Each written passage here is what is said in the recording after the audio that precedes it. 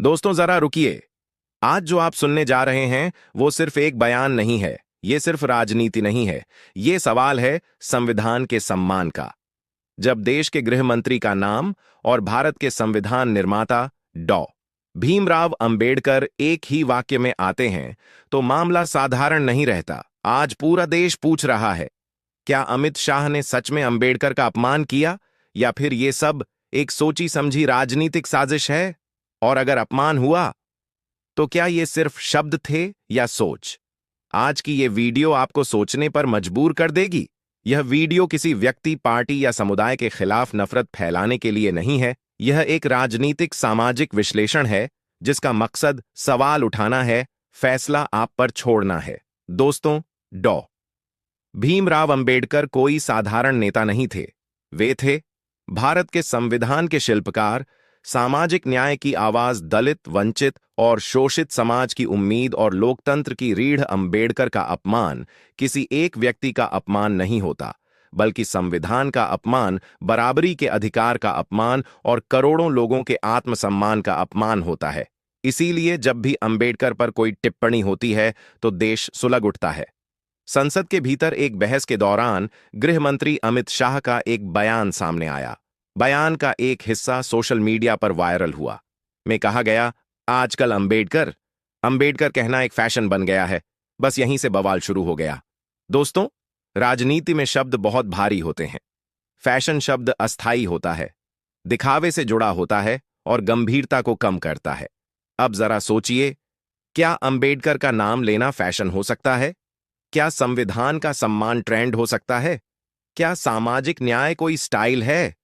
इसी सवाल ने लाखों लोगों को गुस्से में भर दिया। कांग्रेस, बसपा, वाम दल और कई सामाजिक संगठनों ने एक सुर में कहा, यह बाबा साहेब का अपमान है, यह दलित समाज का अपमान है, गृह मंत्री को माफी मांगनी चाहिए। राहुल गांधी बोले, अंबेडकर भगवान से कम नहीं है। खड़गे बोले, संविधान का अपमान बर्दाश्त नहीं। सड़क से संसद तक नारे गूंजने लगे। दोस्तों, इस मुद्दे को सिर्फ राजनीति मत समझिए। ग्राउंड पर दलित बस्तियों में एक ही सवाल था, क्या हमारी पहचान मजाक है? क्या हमारे मसीहा का नाम फैशन है? सोशल मीडिया पर हजारों पोस्ट आए, हमारा स्वाभिमान ट्रेंड नहीं है, अंबेडकर कोई ब्रांड नहीं। ये गुस्सा सिर्फ विपक्ष का नहीं था, ये गुस्सा एक जख्म था। अब कहानी का दूसरा पक्ष।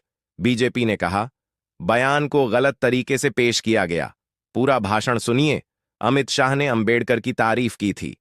पार्टी का दावा था कि विपक्ष ने सिर्फ एक लाइन काटकर भावनाएं भड़काईं।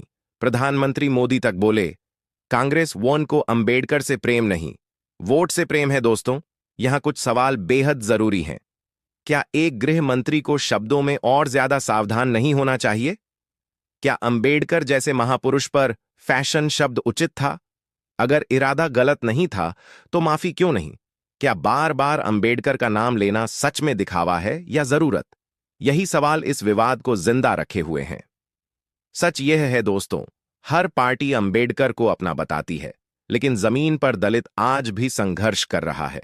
शिक्षा में असमानता है, सम्मान की लड़ाई जारी है। तो सवाल यह नहीं कि किसने अंबेडकर का नाम लिया, सवाल यह है कि किसने अंबेडकर के सपनों को जिया।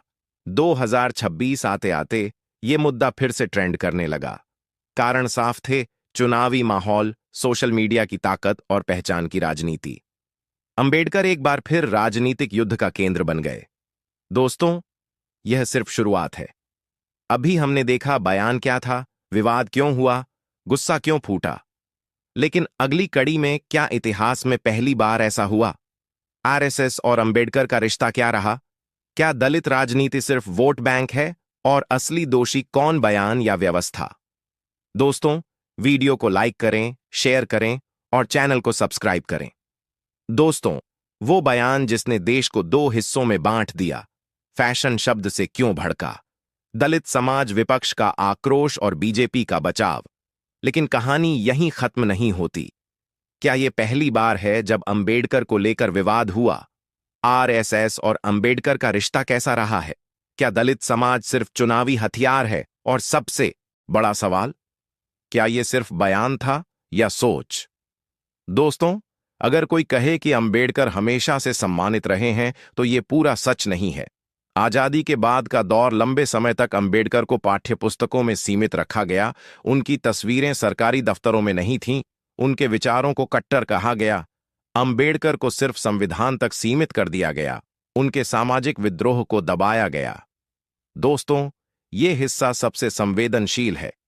अंबेडकर मनुस्मृति के सबसे बड़े आलोचक, जाति व्यवस्था के सबसे बड़े दुश्मन, जबकि आरएसएस पर आरोप लगते रहे कि वह वर्ण व्यवस्था से पूरी तरह अलग नहीं हुआ। अंबेडकर ने मनुस्मृति दहन किया। आरएसएस और उससे जुड़े संगठनों पर अंबेडकर विरोधी सोच का आरोप लगता रहा। इसीलिए जब भी सत्ता में आरएसएस से जुड़ी पार्टी होती है, अंबेडकर पर बयान और ज्यादा संवेदनशील हो जाते हैं। दोस्तों, आज हर पार्टी कहती है अंबेडकर हमारे हैं, लेकिन जमीनी सच्चाई? दलित आज भी सबसे ज्यादा हिंसा का शिकार, शिक्षा में सबसे पीछे, नौकरियों में सबसे ज्यादा असुरक्षित। तो सवाल उठता है, क्या अंबेडकर सिर्फ मूर्ति और पोस्टर तक सीमित हैं? क्या उनका नाम लेना आसान है, उनके विचार कठिन? अब सीधा सवाल, क्या अमित शाह ने जानबूझकर अपमान किया? बीजेपी कहती है नहीं, बात को गलत समझा गया। लेकिन आलोचक कहते हैं शब्द अनजाने में नहीं निकलते। दोस्तों, शब्द वही बोलता है जो सोच में होता है। एक आम कार्यकर्ता बोले तो विवाद सीमित रहता है, लेकिन देश का गृह मंत्री बोले तो वो सिर्फ शब्द नहीं, संदेश होता है। ये सवाल सबसे ज्यादा पूछा गया। इतिहास बताता है नेताओं ने छोटी बात पर भी माफी मांगी, तो फिर यहां चुप्पी क्यों? दलित समाज कहता है माफी से सम्मान लौटता। बीजेपी कहती है गलती की ही नहीं, माफी क्यों? यहीं से विश्वास की खाई और गहरी हो गई। 2026 में सोशल मीडिया किसी अदालत से कम नहीं। अधूरा वीडियो, तेज हेडलाइन, भावनात्मक पोस्ट, सब कुछ मिनटों में वायरल। कुछ ने कहा यह साजिश है, कुछ ने कहा यह सच्चाई है। लेकिन सच यह है, सोशल मीडिया ने संवाद नहीं, टकराव बढ़ाया। दोस्तों, इस बार जो अलग था, युवा दलितों की आवाज। वे कह रहे थे हमें भीख में सम्मान नहीं चाहिए, हमें संवैधानिक अधिकार चाहिए, हमारे महापुरुष का मजाक नहीं चलेगा। ये गुस्सा सिर्फ बयान पर नहीं था, ये पीढ़ियों की पीड़ा थी। आज अंबेडकर टी शर्ट पर हैं, पोस्टर पर हैं, भाषणों में हैं, लेकिन क्या वे नीति में हैं, व्यवस्था में हैं, जमीनी बदलाव में हैं? यही सबसे बड़ा विरोधाभास है। दोस्तों, सिर्फ बीजेपी को कटघरे में खड़ा करना ईमानदारी नहीं होगी।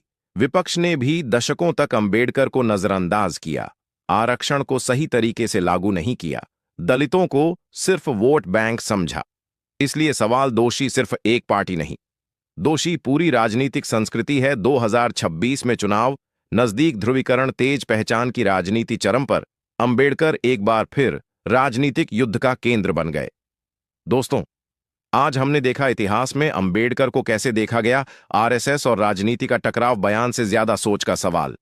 लेकिन अभी सबसे अहम सवाल बाकी है, असली समाधान क्या है? सम्मान सिर्फ शब्दों से आएगा या नीतियों से? और अंबेडकर का सपना कब पूरा होगा? दोस्तों, क्या संविधान खतरे में है? क्या दलित राजनीति खत्म हो रही है? जमीनी समाधान क्या है? और जनता को क्या करना चाहिए? दोस्तों, अब सवाल ये नहीं रहा कि किसने क्या कहा, कौन सही, कौन गलत।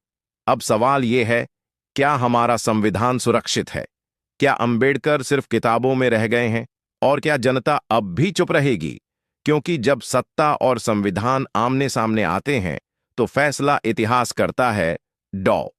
अंबेडकर ने संविधान को केवल कानून नहीं बनाया, उन्होंने इसे कमजोर की ढाल, बराबरी का औजार और लोकतंत्र की आत्मा बनाया। उन्होंने कहा था, संविधान चाहे कितना भी अच्छा हो, अगर उसे लागू करने वाले अच्छे नहीं होंगे तो वह बेकार हो जाएगा। आज 2026 में यह वाक्य डराने लगता है।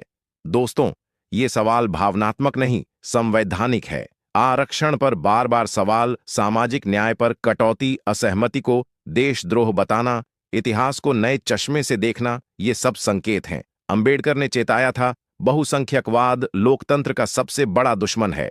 अमित शाह का बयान, चाहे इरादतन हो या अनजाने में, एक बात साफ हुई, सत्ता में बैठे लोगों की संवेदनशीलता घटती जा रही है।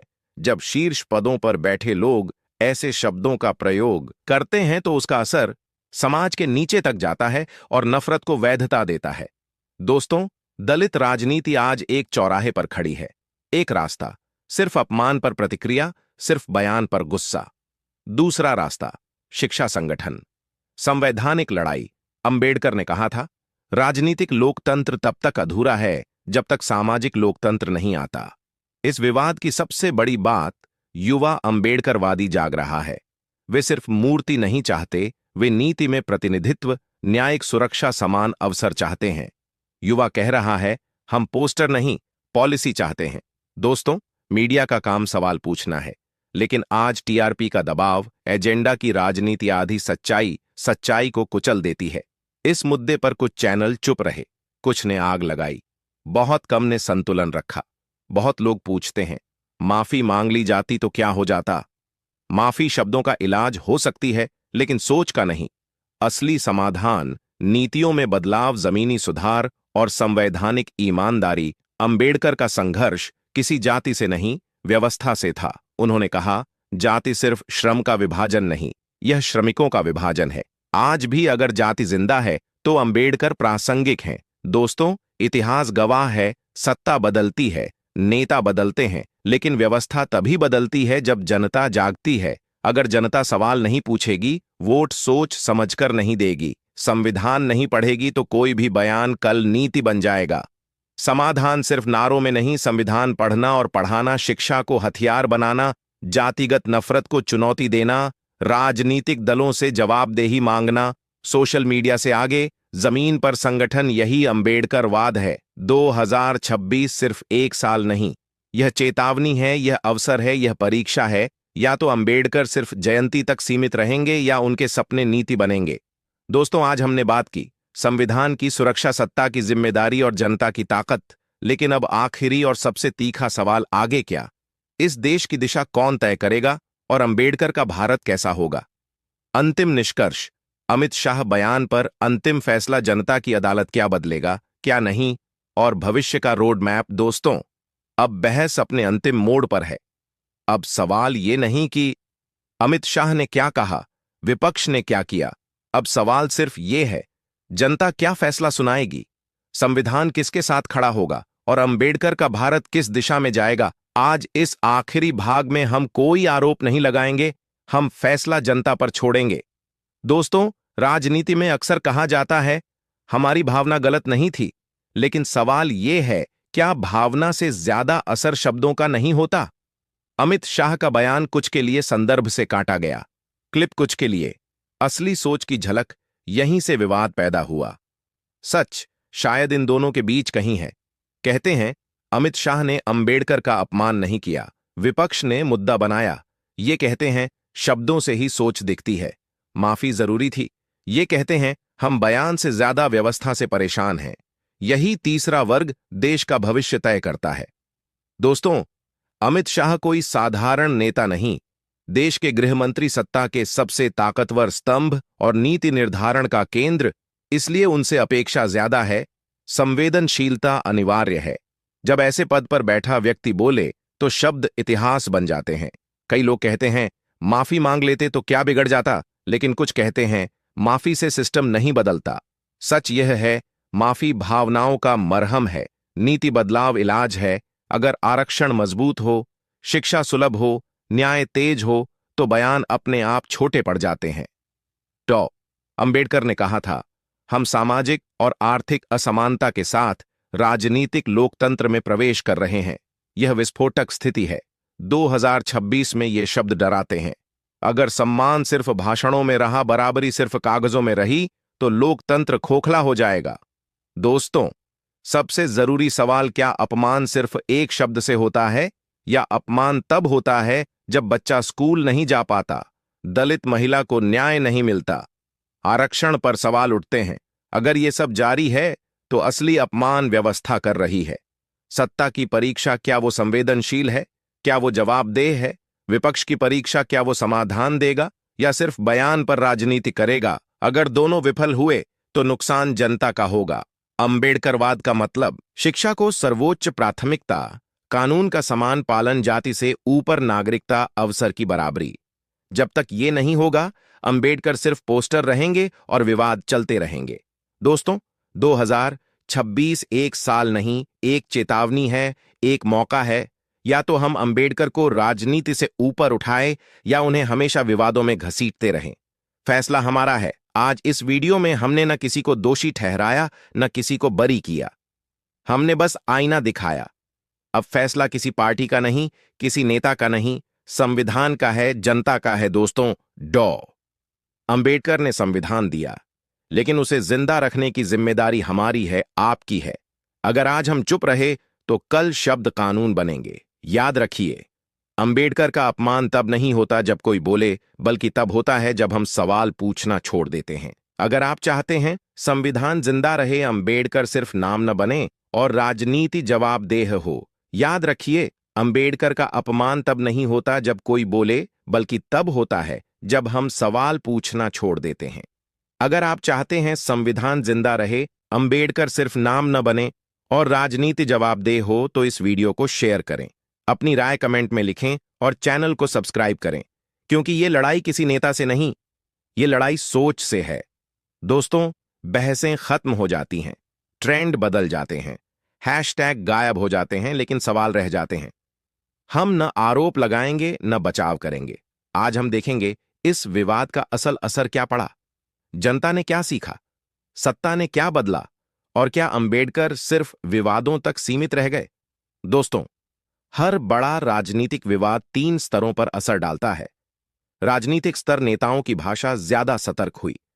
अंबेडकर का नाम भाषणों में और बढ़ा। हर पार्टी ने खुद को अंबेडकरवादी बताया। सामाजिक स्तर, दलित समाज में राजनीतिक चेतना तेज हुई। युवा वर्ग ने संविधान पढ़ना शुरू किया। बहस भावनाओं से निकलकर सवालों तक पहुंची। डिजिटल स्तर, सोशल मीडिया पर फैक्ट चेक की मांग बढ़ी। लोग अधूरे क्लिप्स पर सवाल पूछने लगे। दोस्तों, सबसे अहम सवाल, क्या सत्ता ने इस विवाद से कुछ सीखा? साफ जवाब, आंशिक रूप से। हां, बयानों में भाषा ज्यादा, नपी-तुली संवैधानिक शब्दों का ज्यादा इस्तेमाल, सामाजिक न्याय पर ज्यादा आधिकारिक बयान, लेकिन नीतिगत बदलाव धीमे रहे, जमीनी सुधार अभी अधूरे हैं।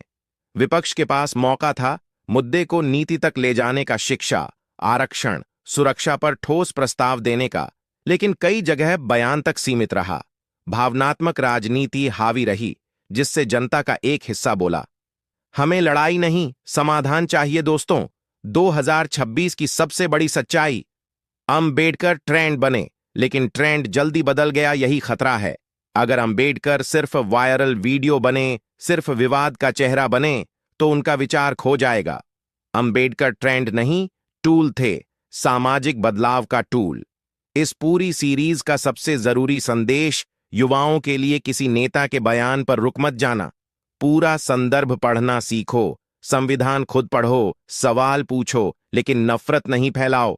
अंबेडकर ने कहा था, शिक्षा शेरनी का दूध है, आज भी वही सच है। दोस्तों, हम जैसे चैनल और क्रिएटर्स सिर्फ व्यूज के लिए नहीं, बल्कि विवेक के लिए भी जिम्मेदार हैं। इस विवाद ने सिखाया, हेडलाइन से पहले, फैक्ट क्लिप से पहले, संदर्भ बहस से पहले, संवेदनशीलता। अगर मीडिया संतुलित होगा तो समाज भी संतुलित होगा।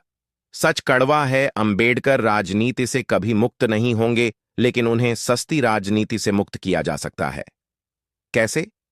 नीति आधारित बहस, शिक्षा आधारित आंदोलन और संवैधानिक मूल्यों पर सहमति। दोस्तों, अगर आने वाले समय में फिर कोई अधूरा बयान, फिर कोई भावनात्मक उबाल, फिर कोई राजनीतिक लाभ और जनता ने फिर पूरा सच नहीं पूछा, तो इतिहास खुद को दोहराएगा। बयान विवाद का कारण बन सकता है, लेकिन व्यवस्था असली मुद्दा है। नेता आते जाते रहेंगे, संविधान रहना चाहिए, और अंबेडकर किसी पार्टी के नहीं, किसी वर्ग के नहीं, भारत के हैं। दोस्तों, अगर आपने इस सीरीज के सभी भाग देखे हैं, तो आप सिर्फ दर्शक नहीं, साक्षी हैं। साक्षी एक बयान के, एक बहस के और एक दौर के। अब जिम्मेदारी आपकी है, ट्रेंड के पीछे नहीं, विचार के साथ खड़े होने का। अगर आपको लगता है ये मुद्दा जरूरी था, ये चर्चा होनी चाहिए थी और ये सीरीज अलग थी, तो वीडियो शेयर करें, अपनी राय लिखें और चैनल को सब्सक्राइब करें, क्योंकि अंबेडकर का भारत शोर से नहीं, समझ से बनेगा। दोस्तों, अंबेडकर का अपमान सिर्फ शब्दों से नहीं होता। अपमान तब होता है जब बराबरी सिर्फ किताबों में रह जाए और जमीन पर सवाल पूछने वाले चुप करा दिए जाए। अंबेडकर ने हमें सिखाया था, संविधान तभी जिंदा रहेगा जब जनता जागरूक रहेगी। आज सवाल किसी नेता का नहीं है, सवाल हमारी सोच का है। अगर आपको लगता है कि अंबेडकर का सम्मान सिर्फ जयंती तक सीमित नहीं होना चाहिए, तो इस वीडियो को शेयर कीजिए, क्योंकि आवाज जितनी ज्यादा होगी, संविधान उतना मजबूत रहेगा। मैं था आपका साथी और आप देख रहे अंबेडकर ज्ञान पार्टी। संविधान से समझौता नहीं,